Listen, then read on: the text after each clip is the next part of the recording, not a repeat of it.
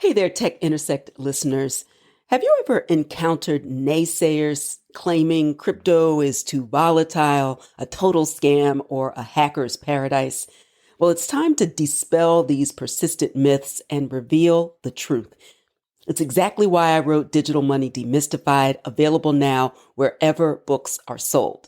And this book is your golden ticket from being crypto curious to radiating crypto confidence. Navigate the crypto world with clarity and conquer the chaos. Get your copy today to learn about my journey, separate fact from fiction, and maybe even embark on a transformative journey yourself. Don't stop there. Enhance your learning experience exponentially. Join the DMD Insiders Membership Club. It's a gateway to premier coaching, engaging community, and unparalleled content that complements the insights in the book. Together, we'll unlock the potential of digital money and stride confidently into the future. Visit digitalmoneydemystified.com, grab your guide to the crypto universe, and become an esteemed member of our Insiders Club.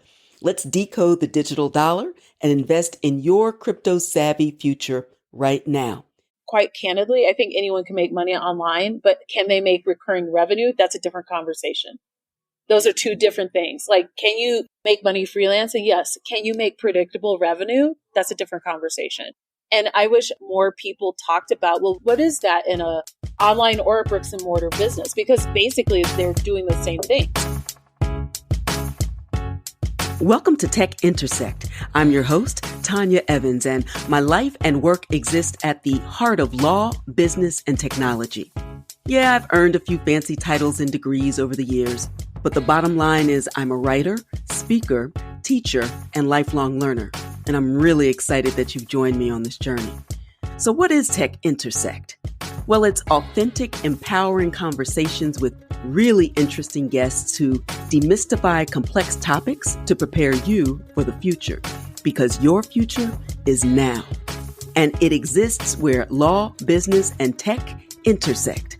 Get ready to listen, learn, and leverage. Let's get started. In this episode of Tech Intersect, I am really excited to welcome Michelle Jackson to the show. She's the owner of the Brand Building Lab, a podcast and also website where Michelle helps entrepreneurs thoughtfully design their best lives through the creation of businesses with impact. And she does it so well. We're Twitter buds. Well, the platform that shall remain nameless. We connected on the Bird app. Evidently, we're the only two who are still there. It's fine. There are other people on there, but others. I'm not really that committed to it anymore. I'll be honest. Right? I had to let it go. I had to just free myself. It might be there tomorrow. We don't know, which is why I want to be invested in creating our own. And that's a story for another podcast. But I wanted to have this conversation because of the work that you do and the importance of effective brand building. So often people say, I want to go out and start a company or launch a service or a product, not fully understanding and appreciating how the process of engagement with people who you give the opportunity to actually reach out and connect with your product or your service really has its origins and its roots in effective brand building. So we will talk about all of that and more in a moment. But first, Michelle, welcome.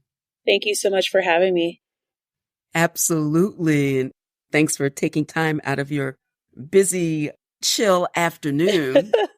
Can you have both a busy and a chill afternoon? I feel like I'm doing that for sure. So I traveled today and I traveled last night, but it's still like a chill day. So I'm absolutely doing that.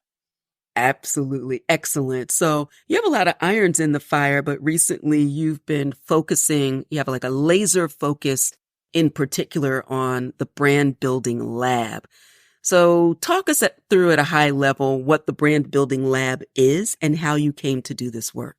So I actually am a multi-passionate entrepreneur, online entrepreneur. And so what that means is I have to be really thoughtful about how and where I focus my energy. What I'm excited about is the fact that for you, the Brand Building Lab is something that's a little more front and center, and possibly my personal finance side as well.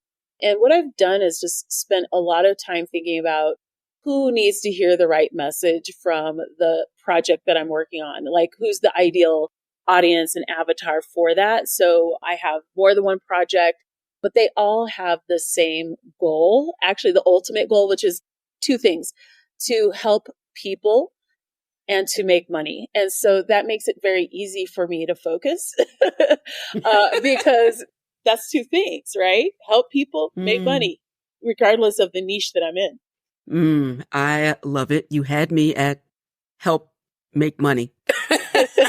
You definitely had me there. And I'm fascinated by it because on Tech Intersect, we really do focus on the intersection of law, business, and technology with a decided focus on the future of ... right? So the future of money, the future of work, the future of wealth, the future of innovation. And a lot of that has changed for people who are actually starting to pivot into building their own brand, not as an end game, but hopefully as the pathway to financial freedom. So I'm wondering what your thoughts are about the intersection between the work that you do and leading people to financial freedom.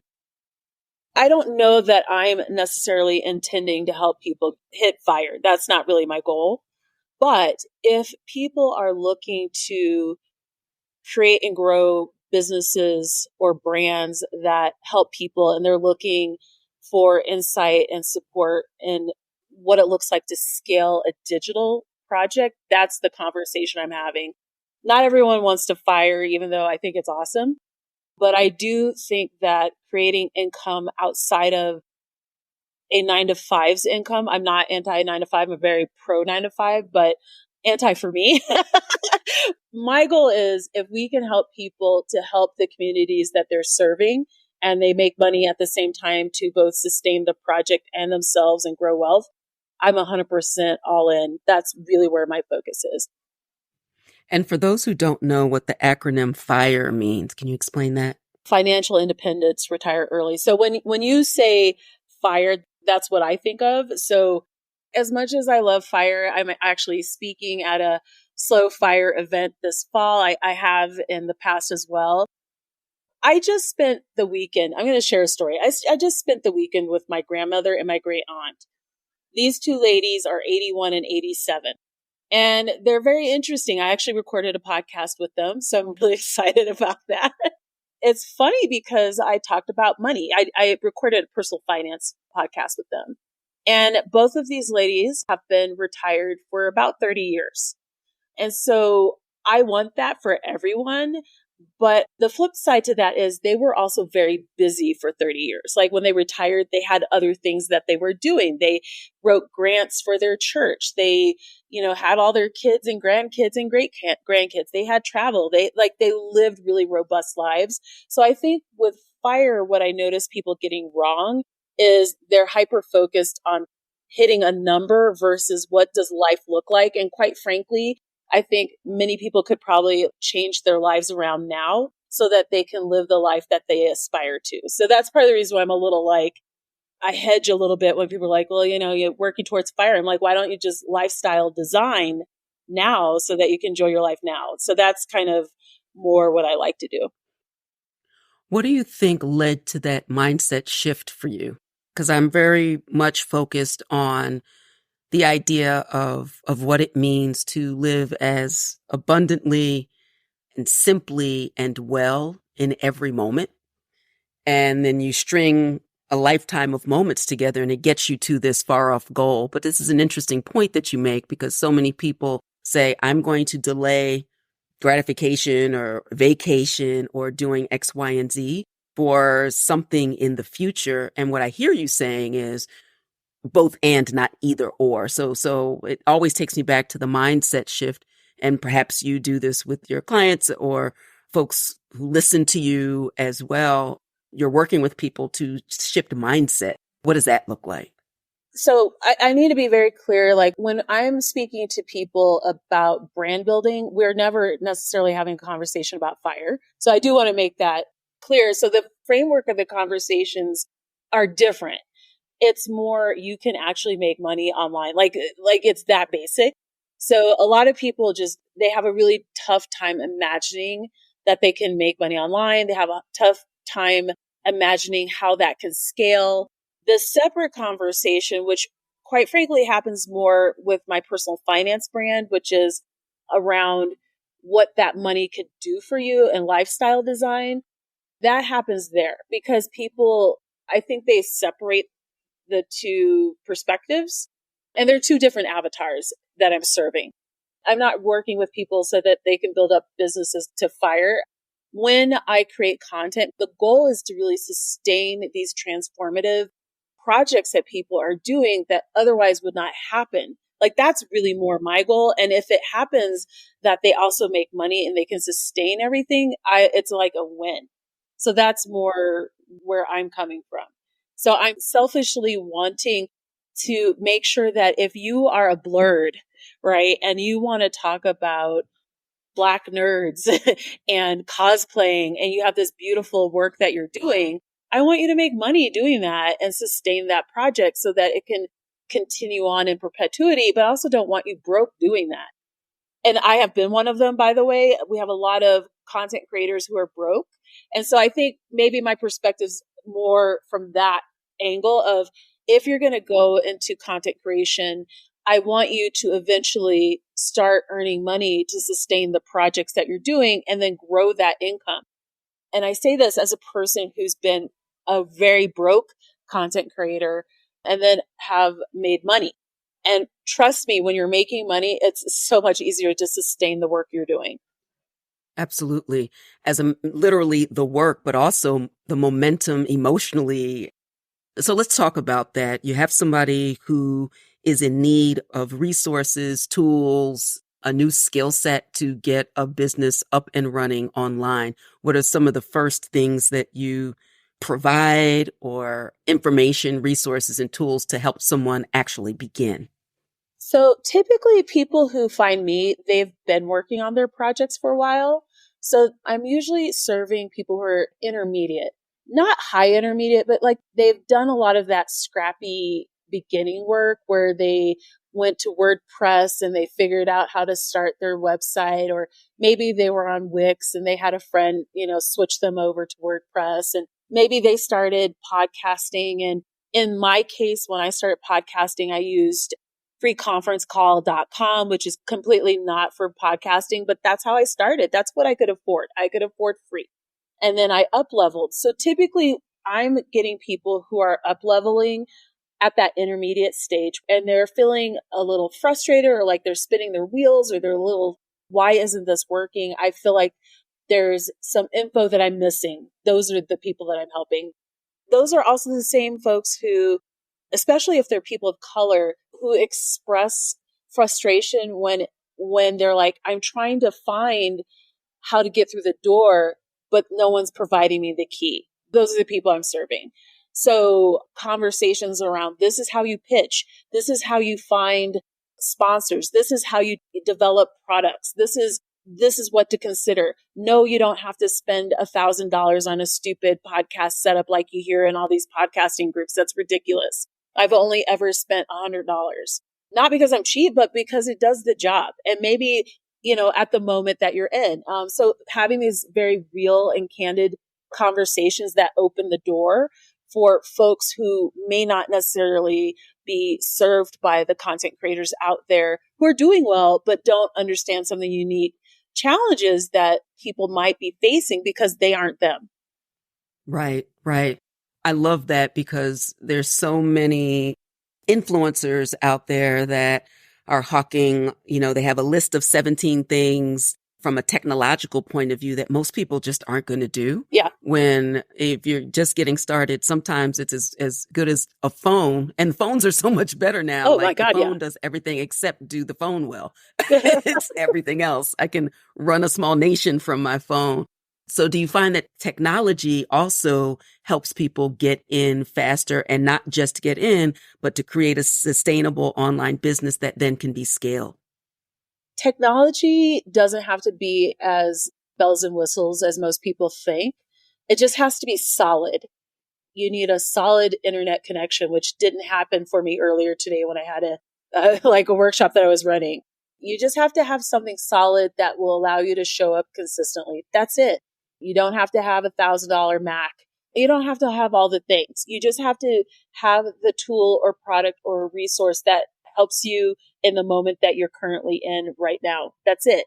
And then as you commit and as you start to get more experience and more people who are following what you're doing and more support, and then maybe a little money comes in, then you can up level because it makes sense to do that. You've stuck with it. You're still excited about it. But no, I would never advise anyone on day one to be like, yeah, you should invest $1,000 in this set. Why? You're probably going to quit. Right. You're going to be pissed off because you're not going to get your results. So I'm very thankful that I started broke because I didn't waste anything other than time. I love that so much. And I want to drill down on something important that you mentioned, this idea of consistency. It's commitment and consistency. And I think people underestimate the consistency aspect and the value. I've been doing a weekly show since 2019. And even when I wasn't creating new content that week, I made sure that I was always going to have showcase content. Like you have to stay in front of your audience. And I did it, whether I was speaking to 30 people or now getting thousands of downloads. That takes time. So talk to us about the power of consistency. So I've gotten a little contrarian about how you can create consistency. I feel so bad. I feel like, Tanya, everything you're saying, I would say the opposite. For the longest time, I've heard this whole thing about consistency, but I think there's some nuances to how that can happen. For some folks, consistency could mean you are literally showing up every single week, right? But I've been in this space for years now, and that is consistent. So I take lots of breaks. And one of the things that I'm doing moving forward this year is the unschedule. I am not doing schedules anymore. I'm not verbalizing them to people. I'm not saying that I'm showing up at any given time. I typically show up at the same time.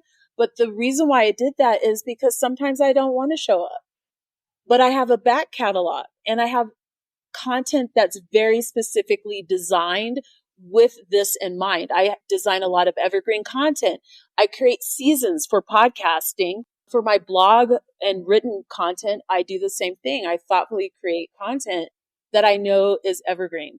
That way, if I don't feel like showing up for the last 6 months, which is basically what's happened with my personal finance site, I'm good. Like it's still growing. I'm still happy. I'm still working with brands. I feel like once you put in enough time and you have thoughtfully designed enough content and you know enough people and you have it specifically, you should also have an email list. I should also say that like my social media following still grows. I still make it's still working, but I'm thoughtful about everything that I do. And I think that's the key piece. I am thoughtful about everything that I'm doing. So right now I'm in the mountains. I'm about to relaunch, especially that personal finance project that's been on break since February. I'm tired. I had long COVID. I could not show up for that anymore. I released an episode saying I'm taking a break. I'd taken other breaks, but not ones this long. But it was great because I have a whole new approach to that project. I'm super excited about it. I have new energy. I don't have long COVID anymore, which is huge. And so I have a huge project that I'm going to do for that. But no, I am not going to say that I'm showing up every Tuesday. I'm not doing that because things happen. Now I batch my work. I have a lot going on in terms of a really significant back catalog. But really, I think a lot of the work that we're doing, we don't even market enough anyway. So I'm like, I'm going to show up. I'm pretty consistent in terms of like new things that I'm putting out.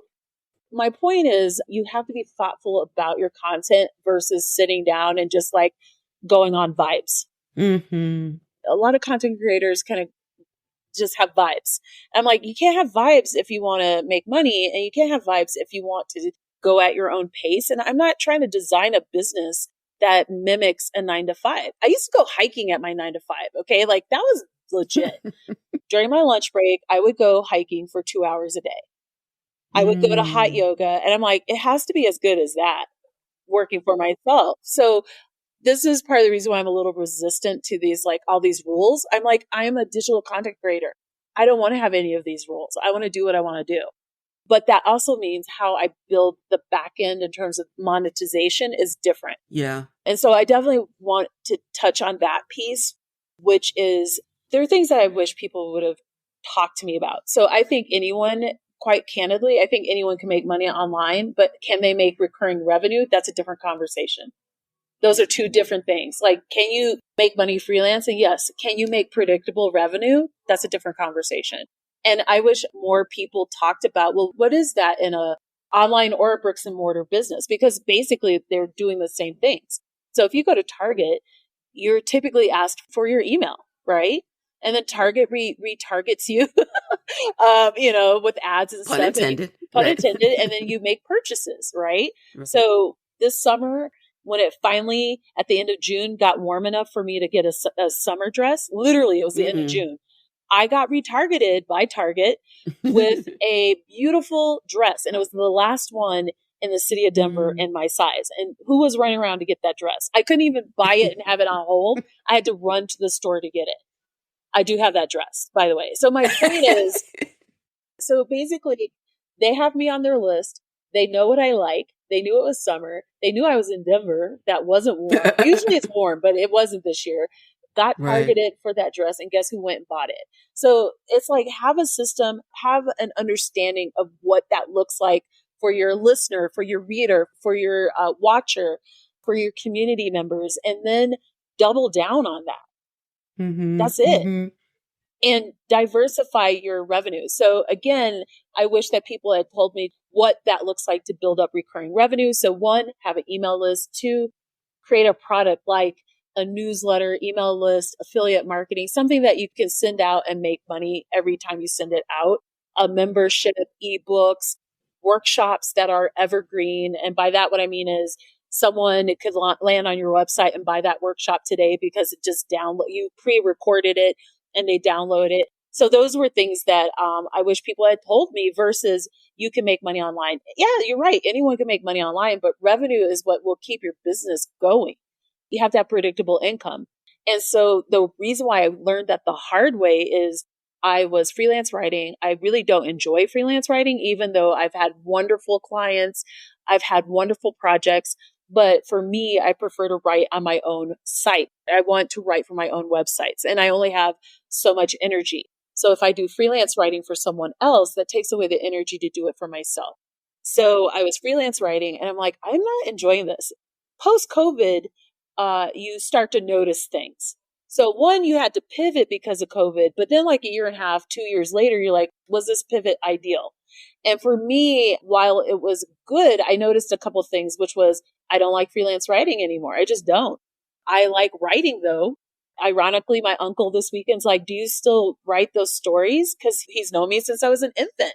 And I was like, whoa, like, I can't believe you asked this. And the reason why is really funny.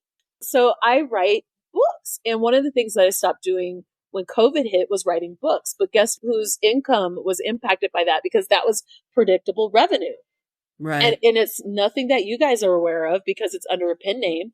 But that was money coming in. Ever since I published those books, I get paid every month. Even though now it's itty bitty bitty bitty, like very little, every month that money showed up. What do I have to do now? Market it again. There are just things that I realized about monetization and what works energetically for me. And that would be the same for any content creator out there. I'm bringing all this up because you can't scale something you dislike. I have friends who are making hundreds of thousands of dollars freelance writing, but it is torture to me. I don't care if it's $300,000 a year. I don't want to be dealing with that many people like that. I don't want to deal with editors like that. I don't want to do edits like that. None of that is exciting to me. I don't want to wait on my money like that. I've been lucky because I'm very strict about the kind of projects that I do. Like I do nothing that is more than net 30. So I've never had to ask for that. But you're right. Like, I just want, like, if it converts, I know when I'm getting paid. That's it. I don't want to have an intermediary beyond the payment processor. So it seems like it's even easier now. And I say this in my webinars and in my coaching and with my mastermind, that it's easier now to make money, particularly for systemically marginalized folks, Black and brown folks, women, the LGBTQ community, to leverage online businesses as a brand, not just as a segue. Sometimes people do it as like the side hustle, but I know so many people now that have made their quote unquote W-2 job their side hustle. Yes. And creating a bridge that ultimately you want just to be sustained so you can do everything. This is my goal in life and why I do what I do right now, to do everything I want to and nothing I don't. And in that regard, I think that we definitely are on the same page. Have you ever found yourself puzzled, wondering if cryptocurrency is just a fleeting trend, a scam, or perhaps the future? Hi, I'm Dr. Tanya Evans, and I'm here to introduce you to my new book, Digital Money Demystified, your ultimate guide to deciphering the crypto maze. As a legal policy and crypto education expert, I've crafted this book to cut through the chaos, debunk the myths, and tackle the FUD. That's fear, uncertainty, and doubt. From captivating headlines to meticulously sourced data, I guide you through the promises and the pitfalls of digital assets. With 12 chapters and 10 myths dispelled, Digital Money Demystified is designed for investors, business owners, and professionals eager to navigate the digital economy. It's more than just a book. It's a tool for economic empowerment that directs you safely and confidently from cash to crypto. Say goodbye to bewilderment and hello to enlightenment. Transform from crypto curious to confident. Sidestep those scammers and embrace the future of work, wealth, and creativity. Grab your copy of Digital Money Demystified today at the book's companion website, digitalmoneydemystified.com, or wherever books are sold. This is the right book, the right voice at the right time. Don't miss out on the digital revolution. Stop by digitalmoneydemystified.com now. If someone is a content creator, but not yet a podcaster, they want to do it, but they don't know how to monetize it.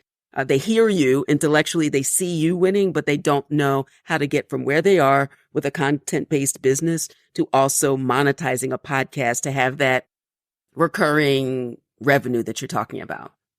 I mean, if they haven't even started a podcast, I wouldn't even have them think about monetization until they can get 10 episodes out. Right. Because typically podcasters quit prior to 10 episodes. But here's the thing. A lot of people, it's a lot more work than you think. If you're blogging, it's the same thing. Like bloggers, typically the drop off point is 6 months. So I just need you to meet the minimum threshold before you even think about monetization. Once you meet that minimum threshold of 10 episodes, it could be that you do one a month for 10 months. Maybe that's how you do it.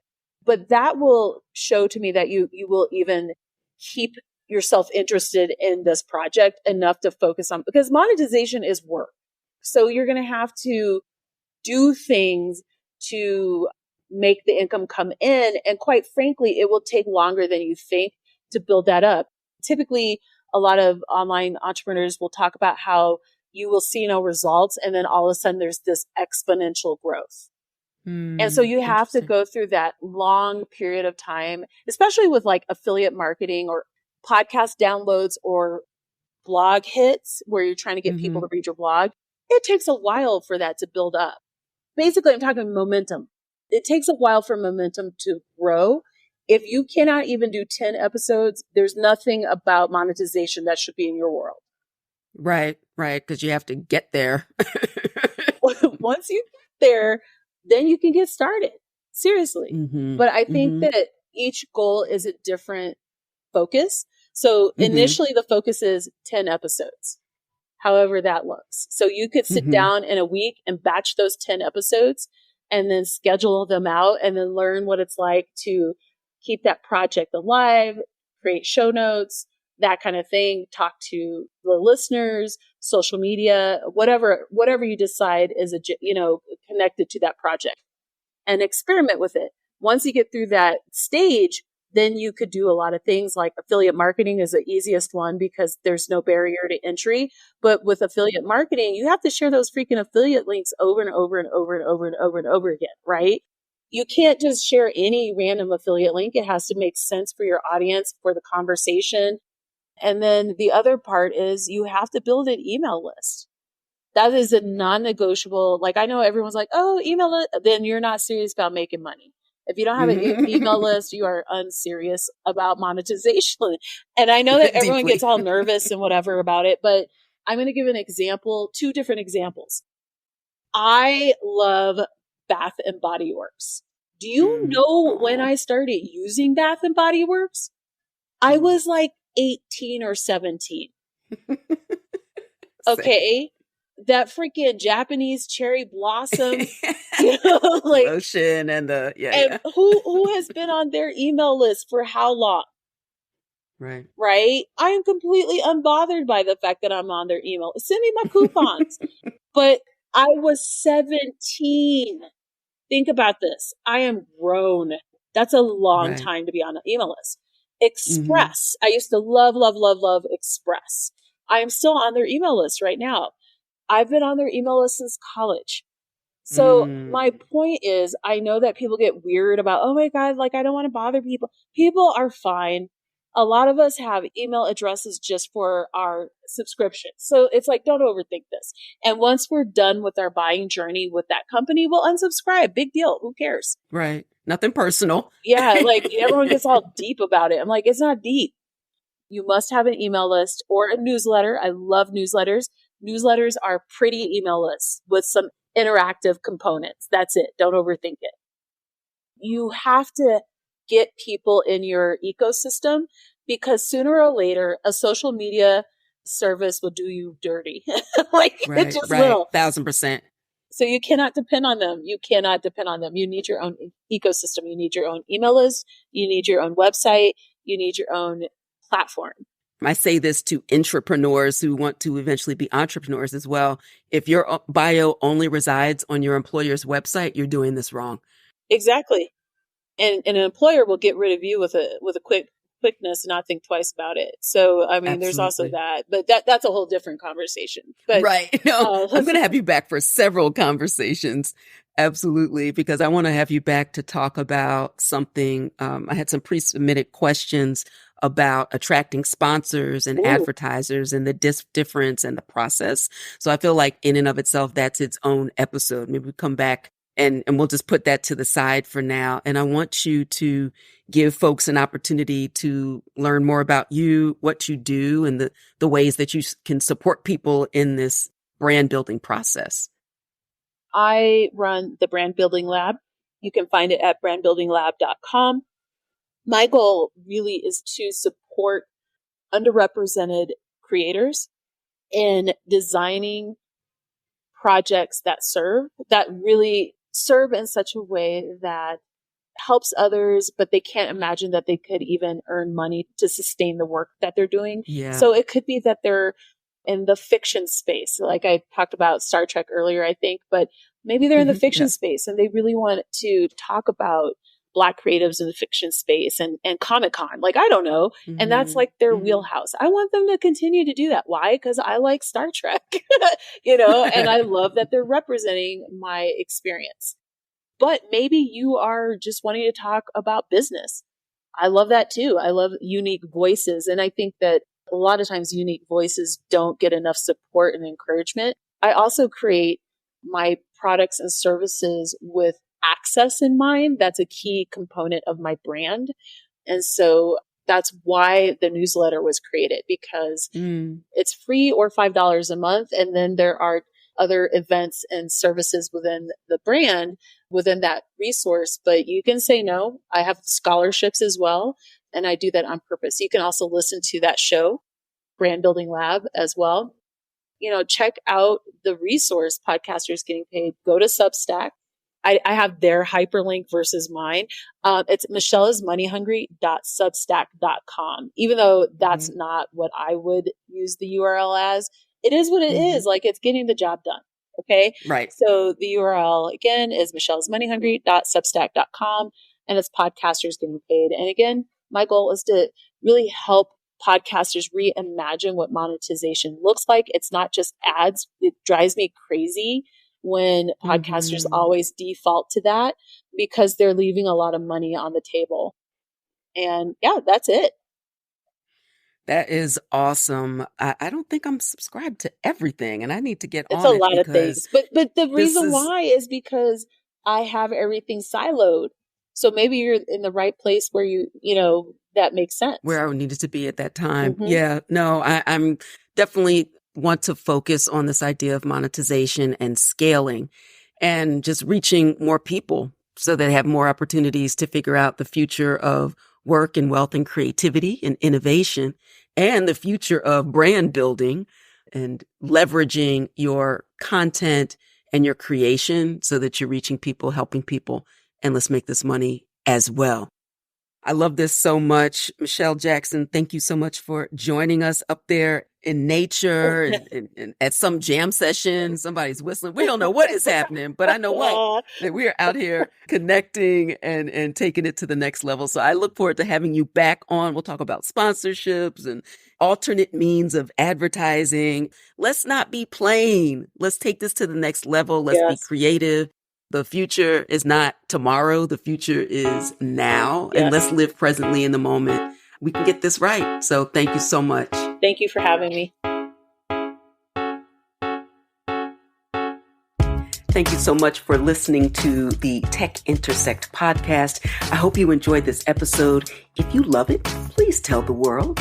If not, go ahead and tell me. And in either case, drop a comment or ping me on social media at IPProfEvans with the hashtag TechIntersect. And finally, a quick reminder on digital safety. There are a lot of scammers out there impersonating me and others, and I need your help. Now hear this. And remember, I will never slide into your DMs to say peace and blessings or hey, and I will never reach out to solicit your time or your money on social media like ever. I'm not a trader. I am an educator and an attorney licensed in 4 states. Thank you very much. I'm here to inform, inspire, and empower. No cap and definitely no Forex. So be careful, make good choices, and remember, I developed an entire free masterclass about the topic of digital safety in the crypto space. So check out secureyourcryptobag.com for more information. That's secureyourcryptobag.com. All right, that's all for this episode. Until next time, continue to shine.